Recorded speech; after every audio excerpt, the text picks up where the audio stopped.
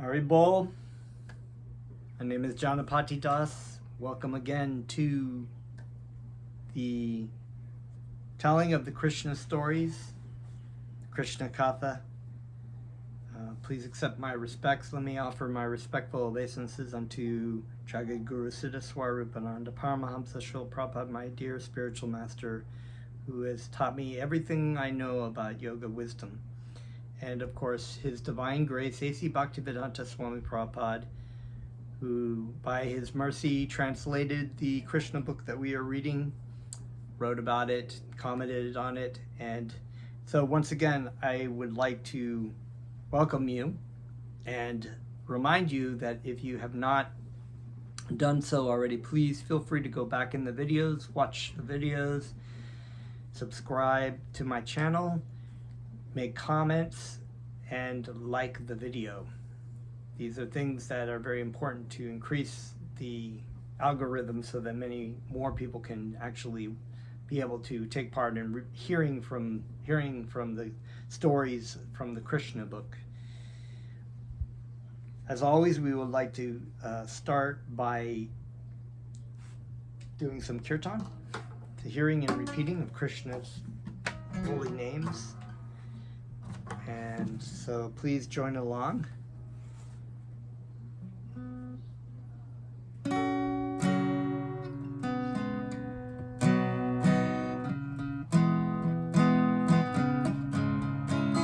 Namo Vishnu Padaya Krishna Prastaya Bhutale Srimate Siraswarupananda Paramahamsa Dinamine Namo Vishnu Padaya Krishna Prastaya Bhutale Srimate Siraswarupananda Paramahamsa Dinamine Bhaja Shri Krishna Chaitanya Prabhu Nityananda. Should I get my song wrong? Shri Advaita Gadadhar Shri Vasade Gaur Bhakta Vrinda Bhaja Shri Krishna Chaitanya Prabhu Nityananda Shri Advaita Gadadhar Shri Vasade Gaur Bhakta Vrinda Hare Krishna, Hare Krishna, Krishna Krishna, Hare Hare, Hare Rama, Hare Rama, Rama Rama, Hare Hare, Hare Krishna, Hare Krishna, Krishna Krishna, Hare Hare, Hare Rama, Hare Rama, Rama Rama, Hare Hare.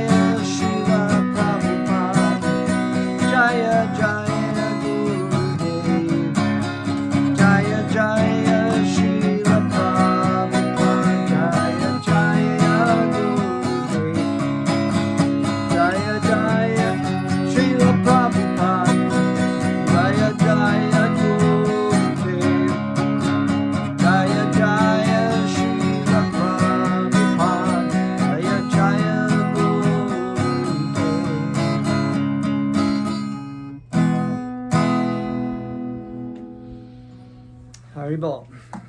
Sorry, it took me a little while to get that song down. I like to keep it kind of real on my videos. We all make mistakes, and the illusion of YouTube and social media is that everything is perfect, but actually it's not. We just strive for perfection so that people will be like, wow. I just like to keep it real. I think maybe people would say, wow, because this guy's so real. Anyway. Om Namo Bhagavate Vasudevaya. So, we are continuing with our Krishna book story. Last chapter was the killing of the deliverance of King Pandraka and the killing of King Kashi, or may have it a backwards name, but the killing of Pandraka and the deliverance of King Kashi. Basically, they were both delivered, right? They're both delivered. Interestingly enough, Pandraka, who was falsely assuming that he was God, as many people do willingly in this material world through time, since time immemorial, and we all do indirectly, maybe not thinking that we're God, but actually acting that we are the central controller. But there are many people who claim to be incarnations of God, or God's representatives as Jesus Christ or the Buddha, or so many people, and these people always end up being rascals. They end up getting busted for all kinds of horrific activity that they engage in. Because if you're God, you can do anything, right? This is the philosophy of impersonalists. If you're God, you can do anything, because God is supreme, and this is just all my pastime, and this is my Leela, this is, you know, all the things that I'm enjoying that's really just me. You know, it's just this complete nonsense. No, we are not God. That's we once we learn this, we understand that we are Jivatma. We are part parcel of the Supreme Lord. We are eternally God's servant, infinitesimally spiritual. But Pandraka, of course, you know, he assumed that he was going to be like that. He engaged in a fight with Krishna, and Krishna killed them mercifully, but because he was always thinking about Krishna, he actually went back to Vaikuntha Loka, having one of the forms of liberation where actually that you can actually have the same form, because the people in the living entities in Vaikuntha Loka all have four arms like Narayan, and have four arms. So ironically, Pandraka, who was envious of Krishna and thought he was God, ended up assuming a position back in the spiritual world. So this is the mercy of the Supreme Personality of Godhead, that even great demons are shown mercy. What to say of the great devotees of Krishna? You know, how much more wonderful is that? The other, of course, was the king of Kashi, who was also killed in such a way, with his head cut off, and the children who come out and fight also. It's like fight in behalf of their family members, and they also get killed. So, but now we're going to get into a new story which involves Lord Balaram, and that is the pastime of story which I'm going to go to now, the deliverance of the dvivida gorilla. So this is a very exciting story, as Krishna stories always go. I always just say that about everything, but because they're always exciting. While Shukadeva Goswami continued to speak on the transcendental pastimes and characteristics of Lord Krishna, King Parikshit, upon hearing him, became more and more enthusiastic and wanted to hear further. Shukadeva Goswami next narrated the story of Dvivida, the gorilla who was killed by Lord Balaram. So we remember that this Krishna book is actually taking part in the 10th canto of the Srimad Bhagavatam, where there is a great conversation going on between Shukadeva Goswami and King Parikshit, his disciple. But not just that. I mean, the Srimad Bhagavatam is so wonderfully laid out, like a bed of flowers, where there are stories within stories within stories. You know, there are, because the Srimad Bhagavatam starts off with the assembly of great sages at Kurukshetra, right? And Sutta Goswami is actually narrating to them. And he narrates, of course, about Shukadev Goswami and King Parikshit, who are also narrating about other stories that go on. So it's very, very multi-layered and rich as the Vedic literatures go. The Mahabharata is very much like this too. So, but a main point that we should also know is that in all these cases, you will see a situation where there is a spiritual master instructing the student, and the student is not like just some ignorant student. These are great personalities, just like Arjuna was a great personality, a great spiritual personality, learning from Krishna. But you have people like Vidura learning from Maitreya, a great saint. But they're both great saints, but they're learning. They're continuing to learn. All the great sages at the Naimisharanya were incredibly intelligent and wise saints, way beyond anything anybody could comprehend in this day and age.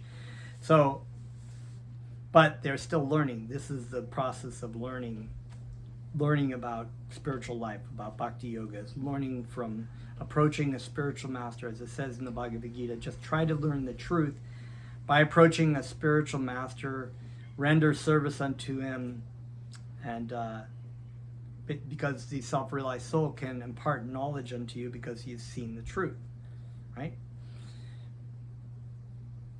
So this is very wonderful. Anyway, this gorilla was a great friend of Bhamasuras or Narakasuras, who were killed by Krishna in connection with his kidnapping 6,000 princesses from all over the world. And we've read this story before, so you can go back into my video if you want to know more about this story. It's in an earlier video on my YouTube channel. Dvivida was the minister of King Sugriva. His brother Mainda was also a very powerful gorilla king. When Dvivida gorilla heard the story of his friend Bhamasura's being killed by Lord Krishna, he planned to create mischief throughout the country in order to avenge the death of Bhamasura. Typical of demons, they always just cause problems, just want to cause destruction and just destruction of godly places. His first business was to set fire in the villages and towns and industrial and mining places, as well as the residential quarters of the mercantile men who were busy dairy farming and protecting cows. Sometimes he would uproot a big mountain and tear it to pieces. In this way, he created great disturbances all over the country, especially in the province of Kathwar. The city of Dwarka was situated in this Kathwar province, and because Lord Krishna used to live in the city, Dvivida specifically made it his target of disturbance. Dvivida was as powerful as 10,000 elephants. Sometimes he would go to the seashore, and with his powerful hands he would create so much disturbance in the sea that he would overflood the neighboring cities and villages. Often he would go to the hermitages of great saintly persons and sages and cause a great disturbance by smashing their beautiful gardens and orchards. Not only did he create disturbances in that way, but sometimes he would pass urine and stool on their sacred sacrificial arena. He would thus pollute the whole atmosphere. He also kidnapped both men and women, taking them away from their residential places to the caves of the mountains. Putting them within the caves, he would close the entrances with large chunks of stone, like the Brigni insect, which arrests and carries away many flies and other insects and puts them within the holes of the trees where he lives. He thus regularly defied the law and order of the country. Not only that, but he would sometimes pollute the female members of many aristocratic families by forcibly raping them. While creating such great disturbances all over the country, oh, I hear a kitty cat. You want to come in? That's my kitty cat Nitai. Sorry. Disturbed by daily activities. Okay, so while creating such disturbances all over the country, sometimes he heard very sweet musical sounds from the Vaivataka mountain, so he entered that mountainous regions. There he saw that Lord Balaram was present in the midst of many beautiful young girls, enjoying their company while engaging in singing and dancing. He became much captivated by the beautiful features of Lord Balaram's body, each and every part of which was very beautiful, decorated as he was with a garland of lotus flowers. Very beautiful. Similarly, all the girls present, dressed and garlanded with flowers, exhibited much beauty. The gopis, right? Lord Balaram seemed to be fully intoxicated from drinking the Varuni beverage, and his eyes appeared to be rolling in a drunken state. Lord Balaram appeared just like the king of the elephants in the midst of many she-elephants. Can't make up his mind. If I can't. So, if you remember 2 stories back, we had the story of Lord Balaram coming back to Vrindavan and checking in with his family and having rasa dances with the gopis and so many things. So that's where that left off. Then we had the story of King Pandraka in the middle, and now we're here back at Lord Balaram. This gorilla by the name of dvivida would climb up on the trees and jump from one branch to another. Sometimes he would jerk the branches, creating a particular type of sound, kila kila, so that Lord Balaram was greatly distracted from the pleasing atmosphere. Sometimes dvivida would come before the women and exhibit different types of caricatures, right? Different caricatures are like doing like particular like stances of, or, you know, here I'm doing the dance or whatever, you know, so that's what he was doing. By nature, young women are apt to enjoy everything with laughter and joking, but when the gorilla came before them, they did not take him very seriously, but simply laughed at him.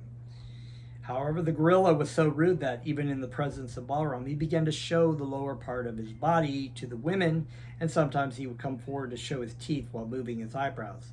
He disrespected the women even in the presence of Lord Balaram. Lord Balaram's name suggests that he is not only very powerful, but that he takes pleasure in exhibiting extraordinary strength. So he took a stone and threw it at dvivida. The gorilla, however, artfully avoided being struck by the stone. In order to insult Balaram, the gorilla took away the earthen pot in which the Varuni was kept. Dvivida, being thus intoxicated with his limited strength, began to tear off all the valuable clothes worn by Balaram and the accompanying young girls. He was so puffed up that he thought that Balaram could not do anything to chastise him, and he continued to offend Balaramaji and his companions. So typical demons. They're stupid. They don't see who they're dealing with. When Lord Balaram personally saw the disturbances created by the gorilla and heard that he had already performed many mischievous activities all over the country, he became very angry and decided to kill him. Immediately he took up his club in his hand. The gorilla could understand that now Balaram was going to attack him. In order to counteract Balaram, he immediately uprooted a big oak tree, and with great force he came and struck at Balaram's head. Lord Balaram, however, immediately caught hold of the big tree and remained undisturbed, just like a great mountain. To retaliate, he took his club by the name of Sunanda and began to hit the gorilla with it. The gorilla's head was severely injured. Currents of blood flowed from his head with great force, but the stream of blood enhanced his beauty like a stream of liquid manganese coming out of a great mountain. It's like lava, right? The striking of Balaram's club did not even slightly disturb him. On the contrary, he immediately uprooted another big oak tree, and after clipping off its leaves, he began to strike Balaram's head with it. But Balaram, with the help of his club, tore the tree to pieces. Since the gorilla was very angry, he took another tree in his hand and began to strike Lord Balaram's body. Again, Lord Balaram tore the tree to pieces, and the fighting continued. Each time the gorilla would bring out a big tree to strike Balaram, Lord Balaram would tear the tree to pieces by striking of his club. The gorilla dvivida would clutch another tree from another direction and again attack Balaram in the same way. As a result of this continuous fighting, the forest became treeless. When no more trees were available, dvivida took help from the hills and threw large pieces of stone like rainfall upon the body of Balaram.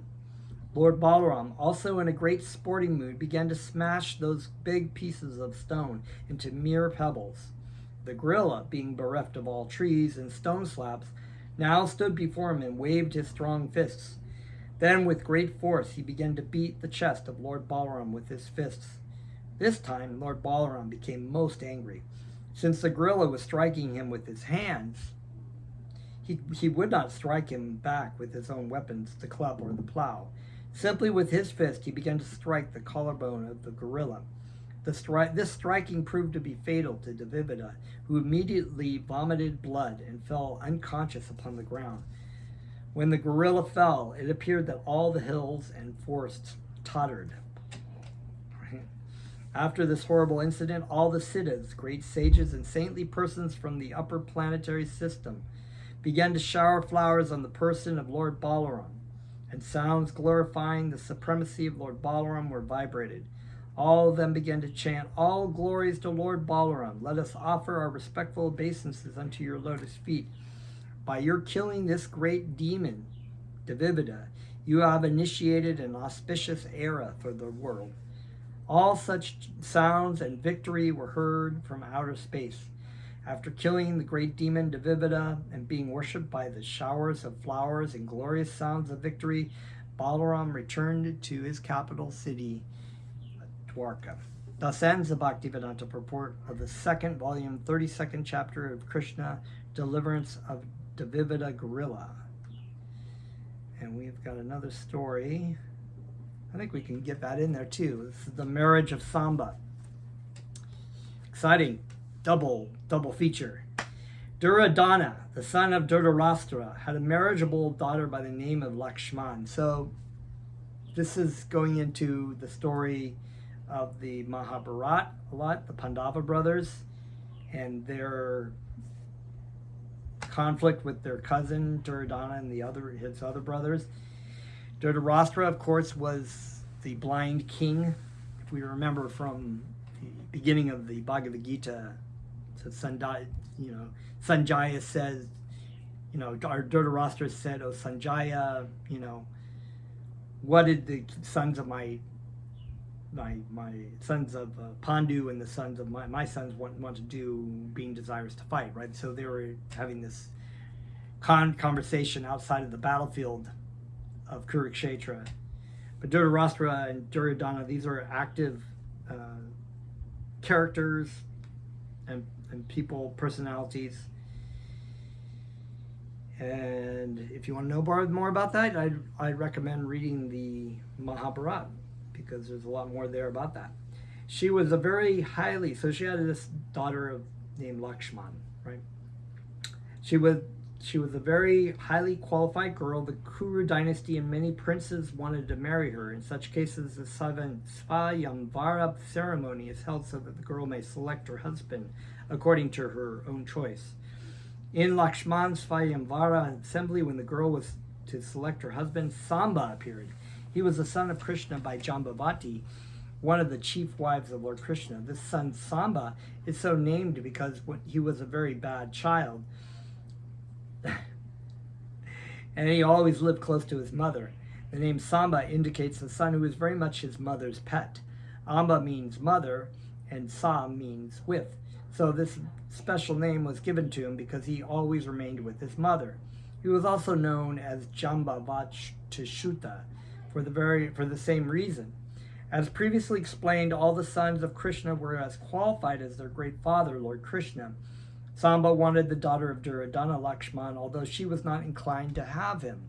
So this is where the story, usually a Svayamvara assembly means that the princess will select her husband. But oftentimes, as we see, in the story of Krishna and Rukmini, although Rukmini really wanted to have Krishna, princes oftentimes would come in and try to steal the princess, and there would be great fights that go on. So, but in this case, Lakshman was not real interested in Samba. I guess she had her eyes on somebody else. Therefore, Samba kidnapped Lakshman by force from the Swayamvara assembly. Because Samba took Lakshman away from the assembly by force, all the members of the Kuru dynasty, namely Dhritarashtra, Bhishma, Vidura, Ujjayan, and Arjuna, thought it an insult to their family tradition that the boy Samba could possibly have kidnapped their daughter. All of them knew that Lakshman was not at all inclined to select him as a husband, and that she was not given the chance to select her own husband. Instead, she was forcibly taken away by this boy. Therefore, they decided that he must be punished. They unanimously declared that he was most impudent and that he had degraded the Kuru's family tradition. Therefore, all of them, under the counsel of the elderly members of the Kuru family, decided to arrest the boy but not kill him. They concluded that the girl could not be married to any other boy than Samba, since she had already been touched by him. So they're very strict in the Vedic civilization. And even if someone was touched by a girl was touched by a man, that man was by Vedic rules supposed to marry that girl. According to the Vedic system, once being used by some boy, a girl cannot be married or given to any other boy, nor would anyone agree to marry a girl who had already been thus associated with another boy. Things have changed quite a bit since then. The elderly members of the family, such as Bhishma, wanted to arrest him. All the members of the Kuru dynasty, especially the great fighters, joined together just to teach him a lesson, and Karna was made the commander-in-chief for this small battle. While the plan was being made to arrest Samba, the Kurus counseled amongst themselves that upon his arrest, the members of the Yadu dynasty would be very angry with him. There was every possibility of the Yadus accepting the challenge and fighting with them. But they also thought, if they came to fight with us, what could they do? The members of the Yadu dynasty cannot equal the members of the Kuru dynasty, because the kings of the Kuru dynasties are the emperors, whereas the kings of the Yadu dynasty are able to enjoy their landed property. So basically insinuating that the Kurus gave them the land that they had, the prestige. The Kurus thought, if they come here to challenge us because their son was arrested, we will nevertheless accept the fight. All of us will teach them a lesson so that automatically they will become subdued under pressure, and as the senses are subdued by the mystic yoga process pranayama. In the mechanical system of mystic yoga, the airs within the body are controlled, and the senses are subdued and checked from being engaged in anything other than meditation upon Lord Vishnu. So we have this system, of course, that was called the Ashtanga system, or the 8-limb system, where there were particular steps that you would go through: yama, niyama, asana, right, the pranayama, and then so on, all the way up to samadhi. So in this day and age, we don't need to go through all the steps. We just chant Krishna's names, because in Kali Yuga, people don't have the ability to, even though people do things like asanas and breathing, pranayama, and try to follow the regulations, but the practice of bhakti yoga, sadhana bhakti, immediately purifies a person, and these qualities come along with the package, basically. So we don't really need to. But they're making this point that at that time and age, that age of when Krishna was on the planet, this kind of practice was done, pranayama, just kinds of breathings, because the body, basically the subtle body, has many different kinds of airs that go in different directions, and by the practice of pranayama or breathing, you can bring these airs under control, which help control the senses. You control the senses, then you can control your mind. If you can control your mind, then you're able to meditate. So there we go. After consultation and after receiving permission from the elderly members of the Kuru dynasty, such as Bhishma and Dhritarashtra, 6 great warriors, Karna, Shalya, Bharishrava, Yajna, Ketu, and Duryodhana, the father of the girl, all Maharathis, and guided by the great fighter of Bhishma Dev, attempted to arrest the boy Samba. So interestingly enough, if you've read the Mahabharata, you know that Karna was actually the first son of Kunti, was technically speaking a brother to, kind of a half-brother actually, half-brother to the Pandavas, but unknown until actually the Battle of Kurukshetra. So Karna, of course, sided with, so there's a very extensive story of how he came to side with Duryodhana, but he was also a pretty great warrior too, so he was fighting for the Kuru dynasty. There are different grades of fighters, including Maharathi, Ekarati, and Rati, classified according to their fighting capacity. These Maharathis could fight alone with many thousands of men, All of them combined together to arrest Samba. Samba was also a Maharathi, but he was alone and had to fight with the 6 other Maharathis. Still, he was not deterred when he saw all the great fighters of the Kuru dynasty coming up behind him to arrest him. Alone, he turned towards them and took his nice bow, posing exactly as a lion stands adamant in the face of other animals. Karna was leading the party and challenged Samba. "Why are you fleeing? Just stand and we shall teach you a lesson." When challenged by another Kshatriya to stand and fight, a Kshatriya cannot go away, he must fight. So that's another etiquette. We have all these rules and regulations for the Kshatriya class. Many, and one of them was that if a person calls you out, "Why are you running away?" Stand and fight. You've been challenged, so you have to fight with that warrior. Big difference to today.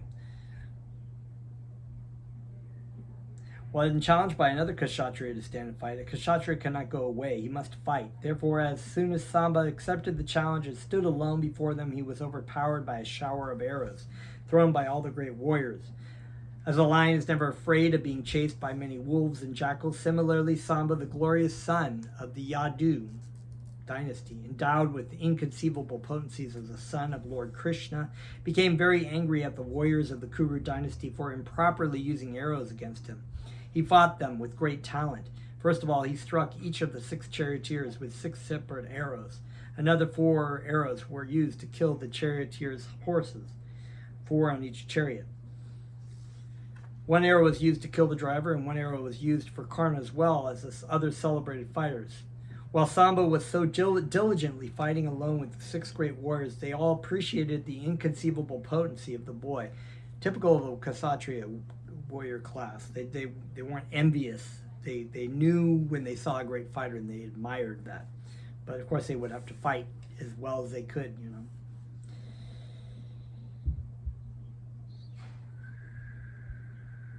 But the fighting, let's see, they appreciate it. Okay, even in the midst of the fighting, they admitted frankly that this boy Samba was wonderful, but the fighting was conducted in the Kshatriya spirit, so altogether, though it was improper, they obliged Samba to get down from his chariot, now broken to pieces.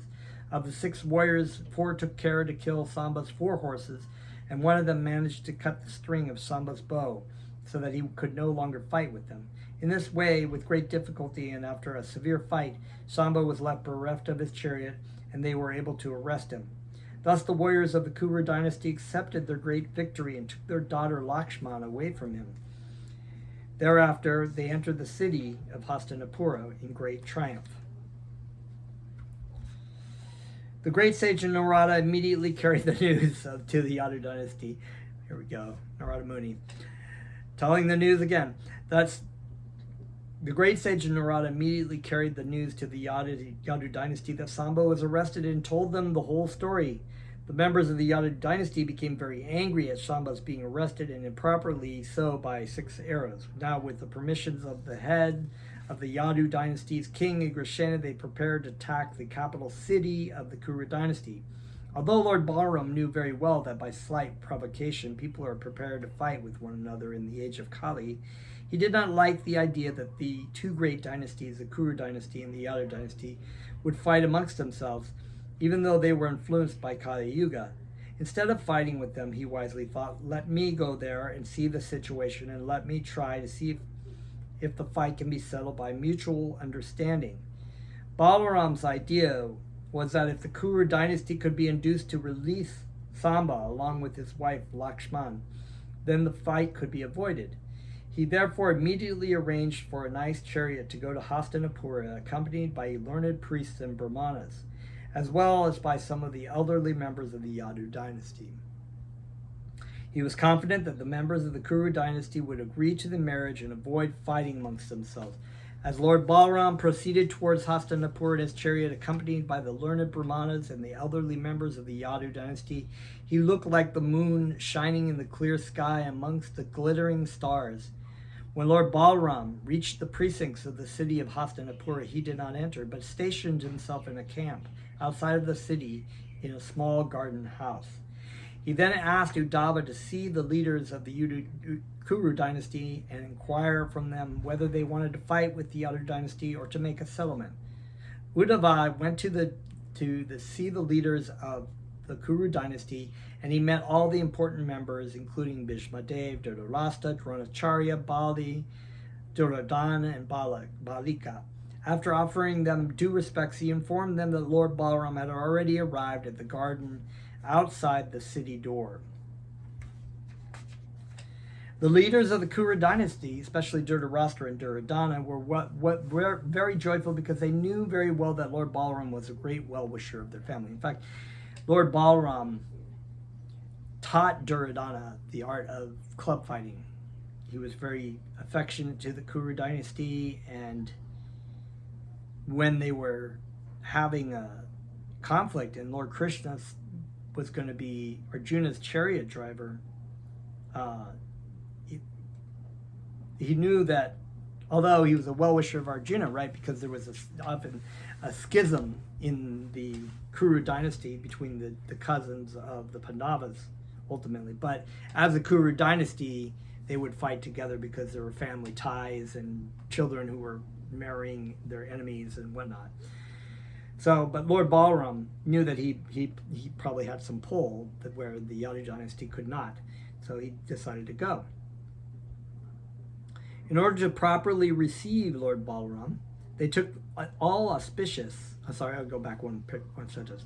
There were no bounds to their joys on hearing the news, so immediately they welcomed Uddhava.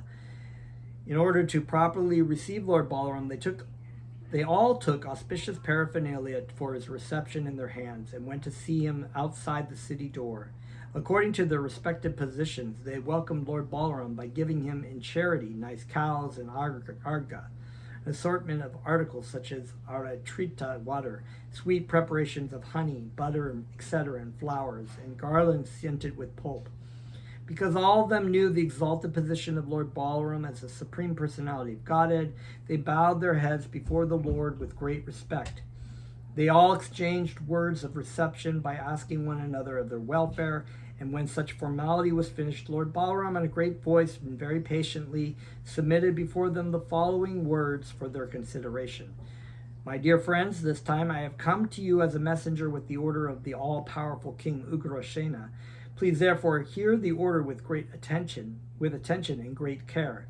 Without wasting a single moment, please try to carry out the order. King Ugrasena knows very well that you warriors of the Kuru dynasty improperly fought with the pious son Samba, who was alone, and that with great difficulty and tactics you have arrested him. We have all heard this news, but we are not very agitated because we are most intimately related to each other. I do not think we should disturb our good relationship. We should continue our friendship without any unnecessary fighting. Please therefore immediately release Samba and bring him along with his wife Lakshman before me.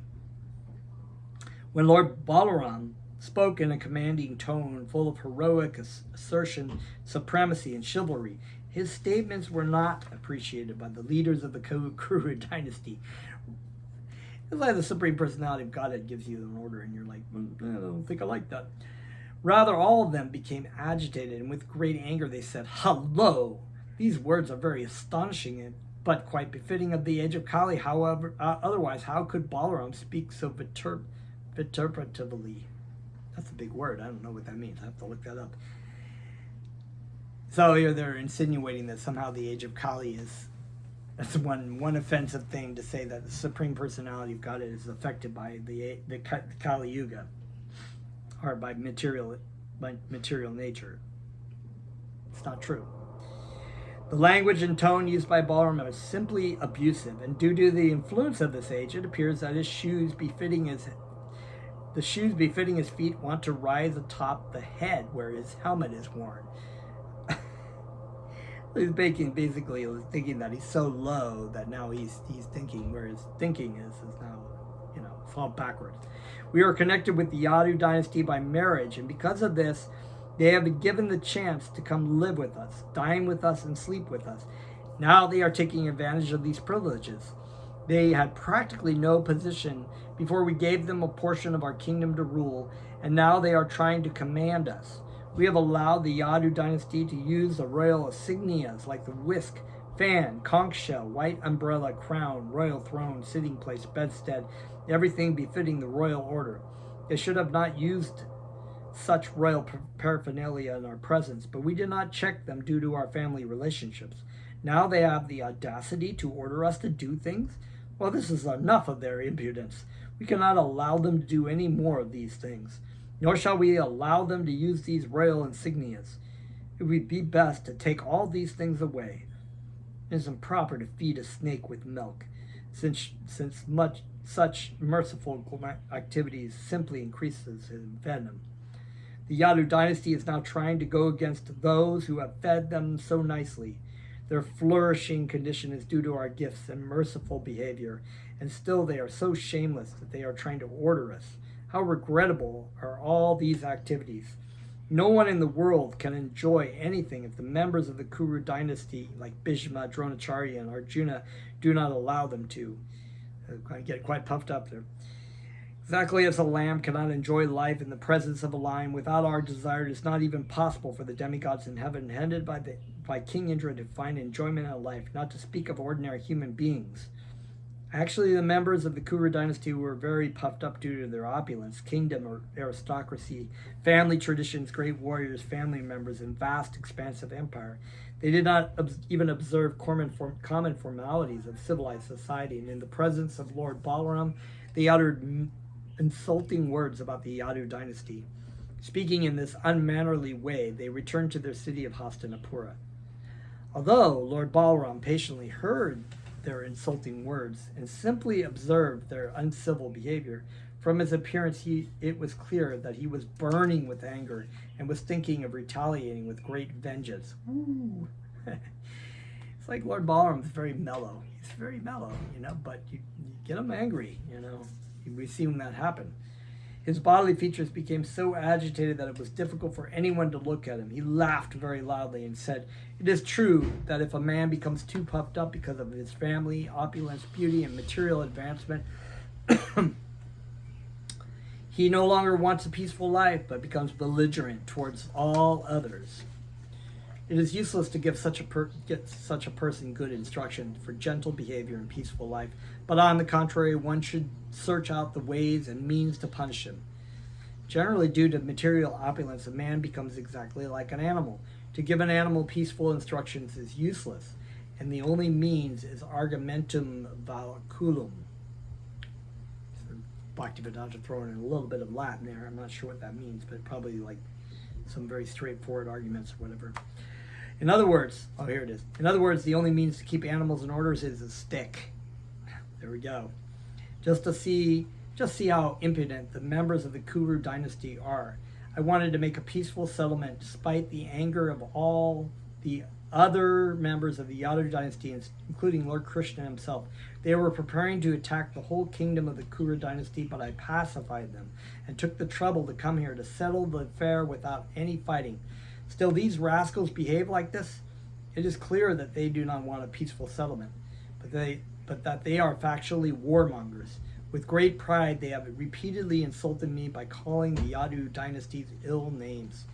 So it's really important to note that in the stories of the Vedic stories, there's many kinds of ways that people try to resolve conflict.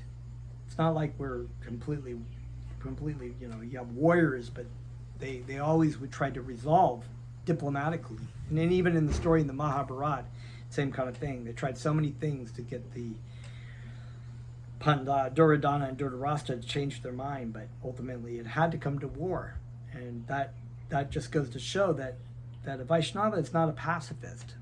Not a pacifist in any way, but does try to diplomatic. But when you have no common sense and you're causing so much pain, it's important for warriors to take out, whether those warriors are policemen or soldiers. Sometimes war is necessary, but it usually, nowadays it's like war is made for profit.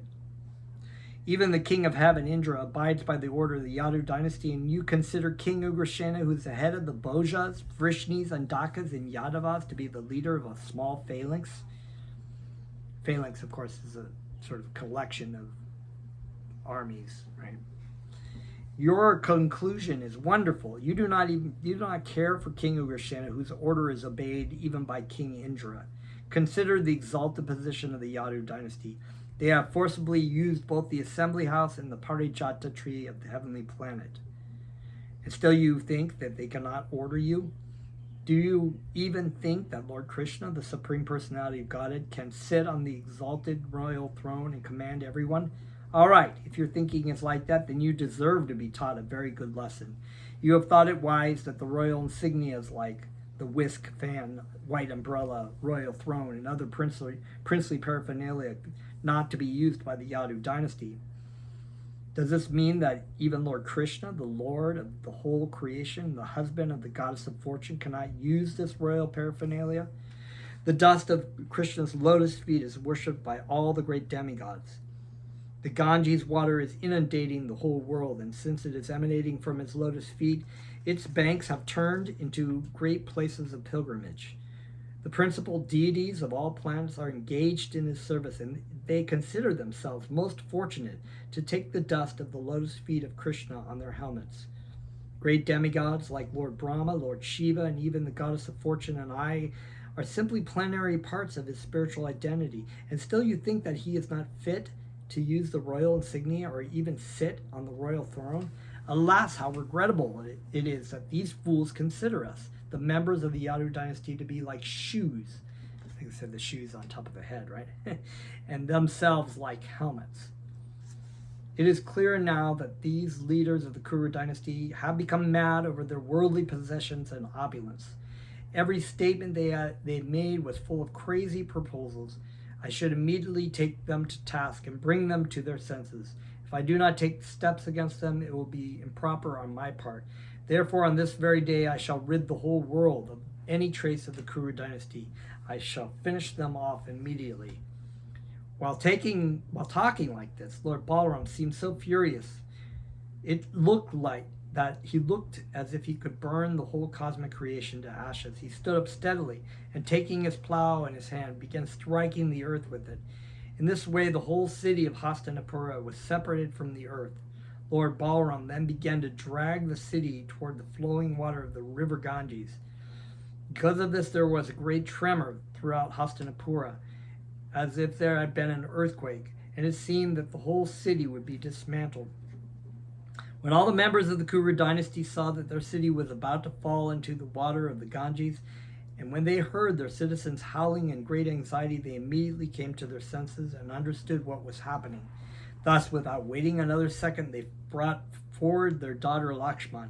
They also brought Samba, who had forcibly tried to take her away, keeping him in the forefront with Lakshman at his back. All the members of the Kuru dynasty appeared before Lord Balaram with folded hands, just to beg the pardon of the Supreme Personality of Godhead. Now, using good sense, they said, "O Lord Balaram, you are the reservoir of all pleasures. You are the maintainer and the support of the entire cosmic situation. Unfortunately, we were all unaware of your inconceivable potencies.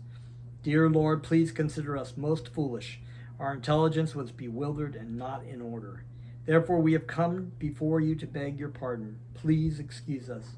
You are the original creator, sustainer, and annihilator of the whole cosmic manifestation, and still your position is always transcendental.